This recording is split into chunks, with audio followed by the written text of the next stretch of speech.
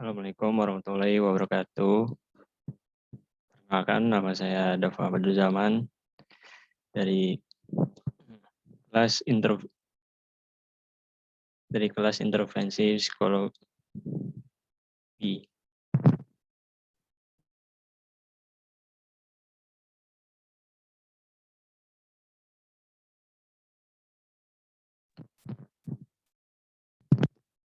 Assalamualaikum warahmatullahi wabarakatuh. Perkenalkan, nama saya Dafa Badruzaman. Saya hari ini akan menjelaskan makalah menurunnya motivasi belajar pada siswa saat pandemi COVID-19 untuk memenuhi tugas mata kuliah intervensi psikologi dan pendidikan. Dosen pengampunya ada Dr. Frida Mediana Hayu Putri, Magister Psikologi, Psikolog. Waktunya pada hari Sabtu pukul 12.50 sampai 14.30. Oke, selanjutnya ada kata pengantar. Alhamdulillah segala puji dan syukur penulis panjatkan kehadirat Allah Subhanahu wa taala yang telah memberikan rahmat, taufik dan anugerahnya penulis dapat menyelesaikan makalah yang berjudul menurunnya motivasi belajar pada saat pandemi COVID-19. Dan tidak lupa juga salawat dan salam kami sampaikan kepada Nabi besar Muhammad SAW yang telah membawa umatnya dari zaman gelap gulita menuju zaman yang terang benderang seperti yang kita rasakan pada hari ini. Namun penulisan makalah ini masih jauh dari kata sempurna dan untuk itu penulis mengharapkan saran dan kritik dari Ibu dosen pengampu. Dengan demikian makalah ini dapat dikembangkan agar lebih sempurna lagi. Semoga makalah ini dapat bermanfaat kita semua. Oke, untuk selanjutnya ada daftar isi. Bab pertama, pendahuluan. Di bab pendahuluan ini adalah latar belakang masalah, rumusan masalah, tujuan penulisan, manfaat penulisan. Terus kedua ada bab kedua yaitu pembahasan. Pembahasan ini yang berisikan teori motivasi belajar, faktor penyebab motivasi menurun. Selanjutnya ada bab ketiga yaitu penutup. Bab penutup ini berisikan kesimpulan dan saran. Kemudian ada daftar pustaka. Oke, bab 1, pendahuluan.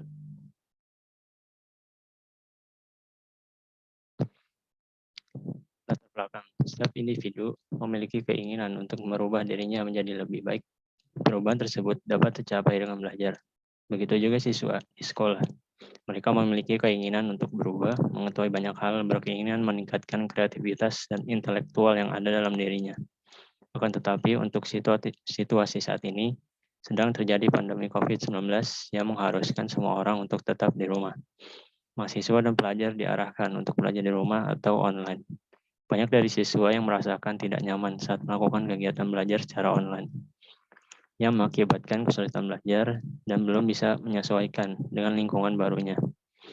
Motivasi siswa pun mulai terganggu akibat pandemi COVID-19, yang dimana dulu sebelum pandemi terjadi banyak dari siswa yang memiliki motivasi tinggi untuk menuntut ilmu di sekolah. Namun, setelah terjadinya pandemi, banyak dari siswa yang mengalami penurunan motivasi di dalam dirinya, mengalami putus asa, dan tidak semangat saat kegiatan belajar online. Oleh karena itu, makalah ini akan menjelaskan faktor penyebab menurunnya motivasi belajar pada siswa selama pandemi, yaitu motivasi. Selanjutnya ada rumusan masalah. Yang pertama, mengapa motivasi siswa banyak yang menurun saat pandemi? Yang kedua, apa saja menjadi penyebab motivasi siswa menurun? Selanjutnya ada tujuan penulisan. Yang pertama, untuk mengetahui penyebab menurunnya motivasi siswa saat pandemi. Yang kedua, untuk mengetahui cara untuk meningkatkan motivasi siswa di saat pandemi. Selanjutnya ada manfaat penulisan. Yang pertama, untuk memberikan informasi mengenai penyebab menurunnya motivasi siswa saat pandemi. Yang kedua, untuk memberikan informasi bagaimana meningkatkan motivasi siswa saat pandemi. Oke, kita masuk ke bab kedua, yaitu pembahasan teori motivasi. Motivasi atau bahasa lain movere, menurut Bimo Walgito dalam Jati Abbas 2014, berarti bergerak atau to move.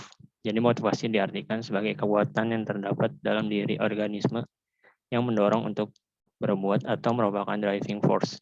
Dalam bahasa agama, istilah motivasi menurut Tafar Yusuf tidak jauh berbeda dengan niatan atau niat. In Innal a'malu niat, sesungguhnya perbuatan itu bergantung pada niat, yaitu kecenderungan hati yang mendorong seseorang untuk melakukan tindakan sesuatu. Dengan demikian dapat dipahami bahwa pengertian dasar motivasi ialah keadaan internal organisme yang mendorongnya untuk berbuat sesuatu. Banyak istilah yang digunakan untuk menyebut motivation atau motif, antara lain kebutuhan, need, desakan, urge, keinginan, wish, dan dorongan, drive. Istilah motivasi yang diartikan sebagai keadaan dalam pribadi seseorang yang mendorong keinginan individu untuk melakukan kegiatan-kegiatan tertentu guna mencapai tujuan. Motivasi yang ada pada seseorang merupakan kekuatan pendorong yang akan mewujudkan suatu perilaku guna mencapai tujuan kepuasan dirinya. Motivasi menurut Greenberg dan Baron didefinisikan sebagai serangkaian proses yang menggerakkan, mengarahkan, dan mempertahankan perilaku individu untuk mencapai beberapa tujuan. Mattis dan Jackson menyatakan motivasi merupakan suatu dorongan yang diatur oleh tujuan dan jarang muncul dalam kekosongan. Istilah kebutuhan, keinginan, hasrat, atau dorongan sama dengan motif yang merupakan asal dari kata motivasi. Memahami motivasi adalah penting karena reaksi terhadap kompensasi dan masalah-masalah sumber daya manusia lainnya berkaitan dengan motivasi. Terdapat banyak teori motivasi yang dipaparkan oleh para ahli. Teori motivasi terdiri dari dua pendekatan, yaitu pendekatan isi dan pendekatan proses. Pendekatan isi meliputi teori hierarki kebutuhan Abraham Maslow, teori ERG, teori dua faktor, dan teori kebutuhan McLaren. Sedangkan pendekatan proses terdiri dari teori pengharapan, teori keadilan, dan teori penetapan tujuan. Yang pertama, teori hierarki kebutuhan Abraham Maslow. Teori kebutuhan Abraham Maslow terdiri dari 5 jenjang kebutuhan dasar manusia menurut Robbins dan Judge, yaitu yang A, kebutuhan fisiologi atau psychological needs, meliputi rasa lapar, haus, seksual, berlindung, dan kebutuhan fisik lainnya. Yang B, kebutuhan rasa aman atau safety needs, meliputi rasa ingin dilindungi dari bahaya fisik dan emosional. Yang C, kebutuhan sosial atau social needs, mencakup rasa kasih sayang, kepemilikan, penerimaan, dan persahabatan. Yang D, kebutuhan penghargaan atau eastern needs, mencakup faktor penghargaan internal seperti rasa hormat diri, otonomi, dan pencapaian, serta faktor penghargaan eksternal seperti status, pengakuan, dan perhatian. Yang E, kebutuhan aktualisasi diri atau self-actualization needs, yaitu dorongan untuk menjadi seseorang sesuai kecakapannya, meliputi pertumbuhan, pencapaian potensi, dan pemenuhan diri sendiri. Yang kedua ada teori ERG atau Existence, Relatedness, and Growth. Robbins and Judge dalam menjelaskan bahwa teori ini dikemukakan oleh Clayton Alderfer. Makin tidak terpenuhinya suatu kebutuhan tertentu, makin besar pula keinginan untuk memuaskannya. Kekuatan keinginan memuaskan kebutuhan yang lebih tinggi semakin besar apabila kebutuhan yang lebih rendah telah terpuaskan sebaliknya. Semakin sulit memuaskan kebutuhan yang ditingkatkannya lebih tinggi, semakin besar keinginan untuk memuaskan kebutuhan yang lebih mendasar. Yang ketiga ada teori kebutuhan McClellan. Teori ini menyatakan bahwa ada 3 kebutuhan yang dapat digunakan untuk menjelaskan motivasi individu. Yang A, kebutuhan pencapaian atau need for achievement, yaitu dorongan untuk melebihi mencapai standar dan berusaha keras untuk berhasil. Karakteristik individu yang memiliki kebutuhan akan prestasi tinggi, yaitu lebih menyukai pekerjaan yang membutuhkan tanggung jawab pribadi, umpan balik, dan risiko tingkat moderat. Yang B, kebutuhan akan kekuasaan atau need for power, yaitu kebutuhan untuk memiliki pengaruh, menjadi berpengaruh, dan mengendalikan individu lain. Yang C, kebutuhan afiliasi atau need for affiliation, yaitu keinginan untuk menjalin hubungan antar personal yang akrab dan ramah. Yang keempat ada teori harapan.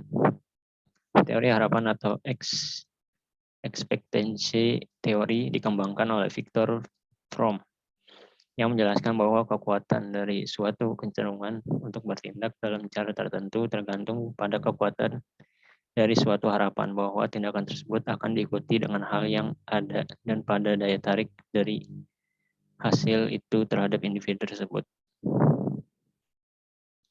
Selanjutnya ada teori motivasi belajar. Definisi motivasi belajar banyak diungkapkan oleh para ahli, antara lain menurut M. Daliono memaparkan bahwa motivasi belajar adalah daya penggerak atau pendorong untuk melakukan suatu pekerjaan yang bisa berasal dari dalam diri dan juga dari luar. Dalam kegiatan belajar, motivasi dapat dikatakan sebagai keseluruhan daya penggerak di dalam diri siswa yang menimbulkan, menjamin kelangsungan dan memberikan arah kegiatan belajar sehingga diharapkan tujuan dapat tercapai. Menurut Winkel, mengartikan motivasi belajar adalah segala usaha di dalam diri sendiri yang menimbulkan kegiatan belajar dan menjamin kelangsungan dari belajar secara memberi arah pada kegiatan-kegiatan belajar sehingga tujuan yang dikehendaki tercapai. Motivasi belajar merupakan faktor psikis yang bersifat non-intelektual dan berperan dalam hal menumbuhkan semangat belajar untuk individu. Motivasi dalam belajar sangat diperlukan keberhasilan tujuan pembelajaran bergantung seberapa besar antusias peserta didik dan mengikuti kegiatan pembelajaran. Setiap peserta didik memiliki motivasi belajar masing-masing. Pada umumnya, motivasi belajar datang dari dua arah, yaitu motivasi dari dalam peserta didik itu sendiri atau motivasi intrinsik, dan motivasi yang datang dari luar peserta didik, motivasi ekstrinsik. Sardiman dalam bukunya menjelaskan tentang motivasi intrinsik dan motivasi ekstrinsik sebagai berikut. Yang pertama, motivasi intrinsik. Motivasi intrinsik adalah motif-motif yang menjadi aktif yang berfungsinya tidak perlu dirangsang dari luar karena dalam diri setiap individu sudah ada dorongan untuk melakukan sesuatu. Jika dilihat dari segi tujuan kegiatan belajar, maka yang dimaksud motivasi intrinsik ini adalah ingin mencapai tujuan yang tergantung di dalam perbuatan belajar itu sendiri.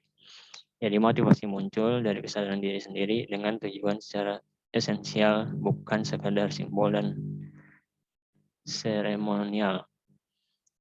Kedua, motivasi ekstrinsik. Motivasi ekstrinsik adalah motif-motif yang aktif dan berfungsi karena adanya perangsang dari luar. Misalnya, seseorang belajar karena besok akan ujian, dengan harapan mendapat nilai yang baik dan pujian. Jika bukan karena belajar ingin mengetahui sesuatu, tetapi ingin mendapat nilai bagus atau pujian. Oleh karena itu, motivasi ekstrinsik juga dapat dikatakan sebagai bentuk motivasi yang di dalamnya aktivitas belajar dimulai dan diteruskan berdasarkan dorongan dari luar yang tidak mutlak berkaitan dengan aktivitas belajar. Selanjutnya, faktor penyebab motivasi menurun. Lemahnya motivasi atau tiadanya motivasi belajar akan melemahkan kegiatan sehingga mutu hasil belajar menjadi rendah. Oleh sebab itu, motivasi belajar pada diri siswa perlu diperkuat terus-menerus agar hasil belajarnya yang diraihnya dapat optimal. Tinggi rendahnya motivasi belajar siswa disebabkan oleh beberapa faktor.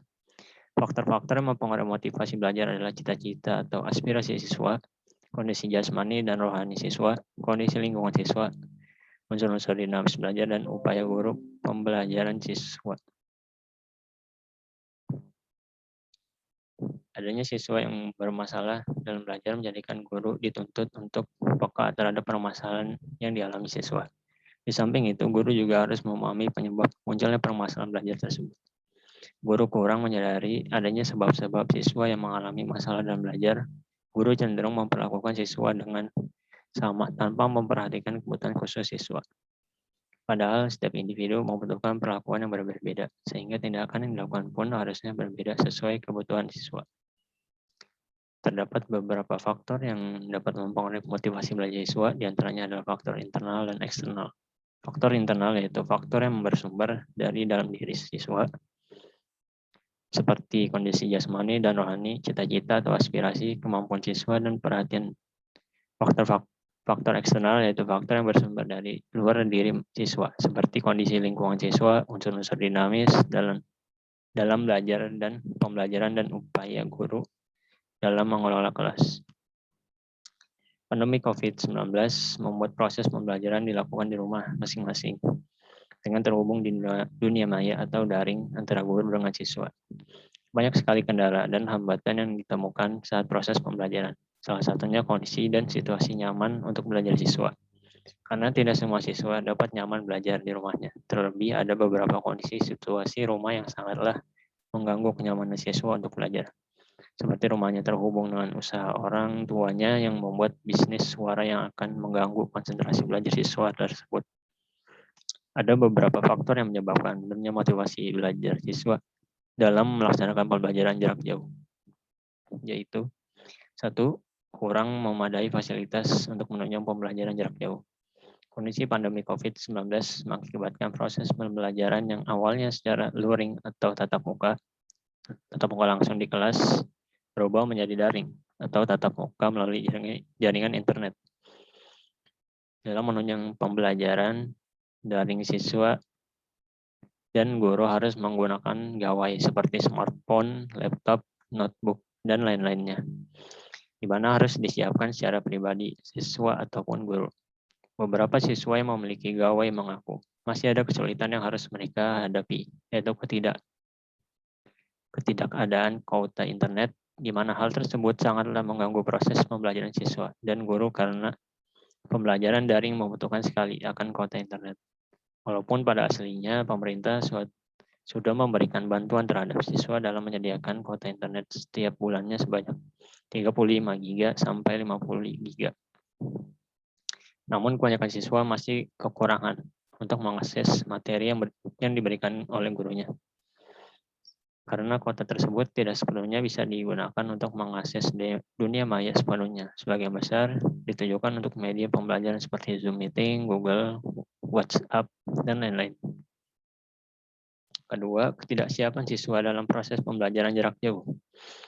Ketidaksiapan siswa dengan gaya pembelajaran baru, yaitu secara daring, membuat siswa yang diharuskan super aktif atau student center dalam proses pembelajaran jarak jauh ini, di mana siswa harus mandiri dalam mencari materi pembelajaran bisa melalui buku maupun website yang bisa diakses di Google. Sehingga kebanyakan siswa mengeluh akan pembelajaran daring yang membuat mereka merasa terbebani dan juga terlalu berat dalam belajar. Hal tersebut membuat sebagian besar siswa berleha-leha untuk mengerjakan tugas, mengumpulkan tugas, ataupun masuk kelas daring. Yang ketiga, tidak bijak dalam menggunakan teknologi. Teknologi semakin berkembang dari waktu ke waktu untuk menunjang segala aktivitas manusia dan juga meningkatkan beban manusia yang menggunakan teknologi tersebut. Sebagian berkembangnya teknologi, semakin berkembang pula program-program hiburan untuk manusia seperti media sosial dan game. Kedua hal tersebut dapat diakses melalui semua gawai, bukan hanya laptop atau komputer. Akan tetapi, dapat diakses dari smartphone, di mana hal tersebut membuat siswa terbuai akan terus memainkan gawainya, bukan untuk belajar saja, namun untuk hiburan mereka. Sebagian besar siswa menggunakan smartphone-nya untuk bermain game online lebih lama ketimbang untuk belajar, sehingga dapat mengganggu waktu belajar siswa tersebut. Dengan kata lain, siswa tidak fokus belajar dikarenakan godaan dari program hiburan di dalam gawai mereka, sehingga nilai dan prestasi mereka di kelas menurun. Bab selanjutnya ada bab ketiga, yaitu menutup. Kesimpulannya adalah bahwasannya faktor penyebab menurunnya motivasi siswa atau peserta didik adalah faktor internal dan eksternal. Salah satu faktor internal yaitu faktor yang bersumber dari dalam diri siswa seperti kondisi jasmani dan rohani, cita-cita atau aspirasi, kemampuan siswa, dan perhatian. Faktor eksternal yaitu faktor yang bersumber dari luar diri siswa seperti kondisi lingkungan siswa. Namun, untuk situasi pandemi saat ini, banyak kendala yang dialami oleh siswa saat pembelajaran seperti kurang memadai fasilitas untuk menunjang pembelajaran jarak jauh, dan kurangnya kesiapan siswa untuk pembelajaran secara online. Itulah mengapa menurunnya motivasi pada siswa di saat pandemi sekarang ini. Selanjutnya ada saran. Menurut saya, pembelajaran daring atau online saat ini masih kurang efektif dikarenakan banyak dari siswa yang fasilitas untuk pembelajarannya masih kurang memadai. Dan saran saya adalah untuk para pengajar diharapkan mempunyai strategi pembelajaran efektif supaya para siswa dapat termotivasi untuk mengembangkan potensi yang dimilikinya. Sekian dari presentasi saya pada hari ini. Kurang lebihnya mohon maaf. Assalamualaikum warahmatullahi wabarakatuh.